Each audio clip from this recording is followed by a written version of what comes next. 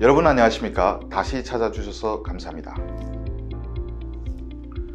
오늘은 대한민국 사람의 99%가 모르는, 북한을 좀 안다는 사람들도 거의 모르는 북한의 계급제도에 대해 말씀드리겠습니다.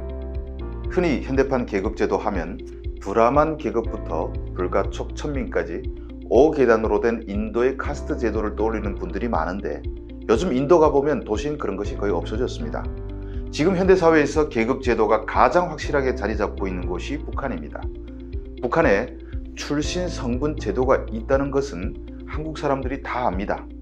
모든 사람들이 3대 계층 56개 부류로 분류가 됩니다.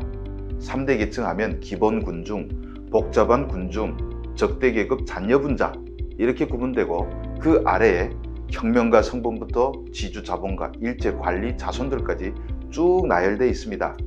이 굴레를 벗어나기 거의 불가능합니다. 그런데 여러분, 이 3대 계층 56개 부류로 분리된 출신 성분 위에 또 다른 벗어나기 어려운 출신 분류가 있다는 것을 아십니까? 태반이 사람들이 모릅니다. 그게 바로 사회 성분이라는 것입니다. 출신 성분이 C실이라면 사회 성분은 날실입니다. 북한이라는 극악한 인권 탄압 국가는 C실과 날실의 조합으로 만들어져 있는데, 우리는 C실밖에 모릅니다. 아는 사람이 거의 없는 북한의 날실인 사회 성분에 대해 오늘 주성아TV가 명확하게 밝히고자 합니다. 이를 통해 북한이 얼마나 악랄한 국가인지 다시 깨닫기를 바랍니다. 주성아TV는 구독, 좋아요도 좋지만 끝까지 들어주시면 더욱 힘이 납니다.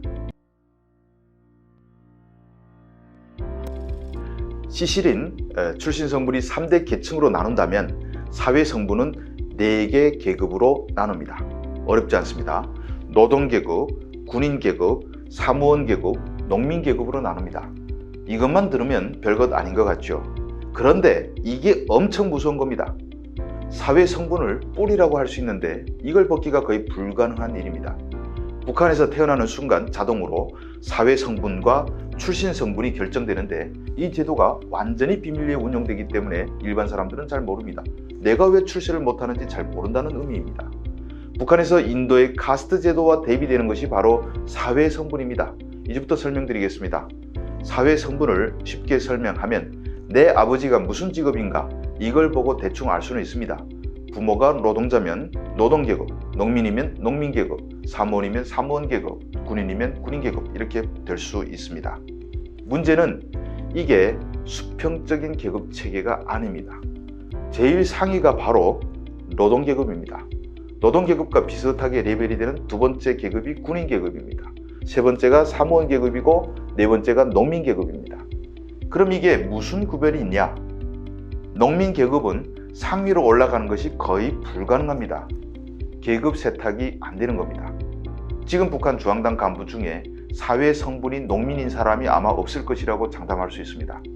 농민의 자녀로 태어났으면 죽을 때까지 농민입니다. 이건 북한에서 태어난 사람들이 다 알 것입니다. 농민의 자녀는 군에 가서 10년 복무해도 제대할 때 다시 농장에 배치합니다. 농민의 자녀는 대학에 보내도 사범대학 같은 곳에 보내서 다시 농촌 학교 교사로 보냅니다. 이 굴레가 벗겨지지 않는 것입니다. 그런데 아주 희박한 확률로 벗어날 수는 있습니다. 저는 북에서 농민의 자녀로 태어나서 김일성대에 갔습니다. 아주 희박한 확률이죠. 그럼 제가 어디 도시 대학 교원 같은 것으로 발령났습니다. 그럼 어떻게 될까요? 나는 사무원 계급으로 출세한 것일까요? 아닙니다. 그래도 내 본인은 그냥 농민 계급입니다. 내가 과오 없이 교원으로 은퇴해야 내 자식의 뿌리가 사무원 계급으로 바뀌는 것입니다. 이해되시죠? 내가 농민의 자녀로 태어나 희박한 확률로 군 장교가 됐습니다. 그래도 내 사회 성분은 농민입니다. 당사자가 아닌 내 자녀가 군인 계급으로 인정받게 됩니다. 이렇게 좋은 대학에 가거나 군에 가서 계급이 바뀔 확률은 고작 몇 %입니다. 농민 계급은 노동 계급으로 가지 못합니다. 농민의 자녀로 태어난 사람의 90%가 그냥 농민의 신분을 세습하게 됩니다. 그래도 농촌에도 간부들이 있죠. 관리원장, 기사장 이런 간부들은 농민 계급인데도 간부가 됩니다. 왜 되냐? 이때 출신 성분이 작용합니다. 농촌은 벗어날 수가 없지만 출신 성분은 좋을 수가 있거든요. 이런 사람들은 간부가 됩니다. 또 다른 사례로 한국 사회에 가장 많이 알려진 태영호 의원 같은 경우 부친이 중앙대학 교원이었습니다. 그러면 태 의원의 사회 성분은 세 번째 부류인 사무원 계급이고 외교관까지는 됩니다. 외교관도 사무원 계급이기 때문이죠. 그리고 자식도 사무원 계급이 됩니다. 이 사무원 계급이 노동 계급이 되기는 또 불가능합니다. 군인 계급 역시 세습이 됩니다. 지금 북한군 장성의 90% 이상이 사회 성분상 군인 계급이라고 보시면 됩니다. 물론 장성까지 되려면 출신 성분도 아주 좋아야 하니 전사자 가족이나 혁명가 집안이 돼야 하겠죠. 노동 계급은 상위권이지만 이게 또 아주 분포도가 넓습니다. 노동 계급 사회 성분이지만 공장 노동자도 있고 중앙당 간부도 있습니다. 이건 무슨 차이냐? 바로 출신 성분에서 갈렸기 때문입니다. 날씨는 좋은데 시실이 안 좋아서 걸리는 겁니다. 지금 북한 중앙당 간부의 아마 90% 이상이 노동 계급의 사회 성분이면서 출신 성분은 기본 군족, 즉 혁명가, 혁명가 가족, 혁명가 유가족, 전사자, 피살자 가족, 영웅, 공로자 가족 등에 포함된 사람들일 겁니다. 지금까지 제가 설명드린 내용을 종합하면 북한 군중 체계는 세로로 순서대로 노동계급, 군인계급, 사무원계급, 농민계급 순이고 가로로 보면 기본군중, 복잡한 군중, 적대계층, 자녀분자 이렇게 크게 나누고 자세히 보면 다시 가로의 3개의 카테고리 안에 56개로 정교하게 나눠집니다. 그러니까 나는 북한에서 태어나면 이 가로 세로의 출신 성분과 사회 성분의 굴레에 어디인가 포함되어 있는데 내가 어디쯤에 있는지 누구도 알려주지 않는다는 겁니다. 물론 대충은 알고 있긴 합니다. 가령 너 아버지는 일제 때 기업을 했기 때문에 너는 죽을 때까지 출세할 생각을 말아라. 이런 식으로 부모들이 대충 알고는 있지만 서류상에 어떻게 돼 있는지 누구도 모른다는 겁니다. 이 서류를 볼 수 있는 것은 당 간부부나 노동부 인사 관련 일부 관리들이나 알고 있습니다. 북한을 찬양하는 인간들이 아직 있는데 그 인간들이 부모 또는 조부가 농촌에서 농사를 짓고 있었다면 그런 인간들도 북에서 태어나면 지금도 농사를 짓고 있을 겁니다.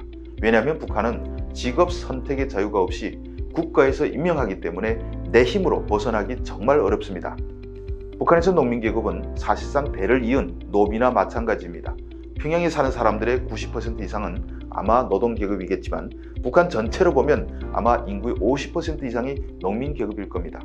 그럼 농민은 왜 이렇게 노비인 줄 모르는 노비가 됐을까요? 저도 확실한 정답은 모르지만 토지개혁과 관련이 있다고 합니다.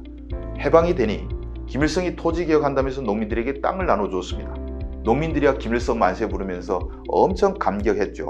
그런데 1950년대 후반에 협동농장을 만든다면서 땅을 다시 다 뺐습니다. 줬다 뺏는 게 제일 열받지 않겠습니까? 그러니까 농민들이 엄청나게 반발했고 그래서 김일성이 농민들이라면 치를 떨어 저것들은 아주 이기주의자들이라고 노비 성분으로 만들었다는 설이 있습니다. 반면에 노동자들은 해방 후에 공장 나눠준 적이 없고 그냥 월급쟁이들이었으니 뺏길 것이 없어서 김일성 체제에 저항하지 않았습니다. 농민이 노비라면 북한에서 사무원 계급은 갈대로 취급합니다. 언제든지 변할 수 있는 신뢰할 수 없는 집단으로 봅니다. 그런데 자기가 사회 성분의 상위인 노동계급이고 출신 성분이 좋다고 해서 이것 역시 안심할 수가 없습니다. 왜냐하면 김정은의 눈밖에 나서 숙청되거나 농촌에 쫓겨가면 사회 성분이 농민, 즉 대대손손 노비가 된다는 의미입니다. 북한에서 대를 이어한다는 혁명의 진실이 바로 이렇습니다. 사회 성분에 대해 길게 이야기했지만 한마디로 말하면 김신의 북한, 저거 역사의 쓰레기라는 말입니다.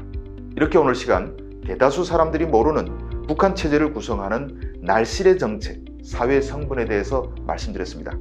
여러분들이 북한에서 태어났다면 난 지금쯤 뭘 하고 있을지 한번 상상해 보시기 바랍니다. 시청해 주셔서 감사합니다.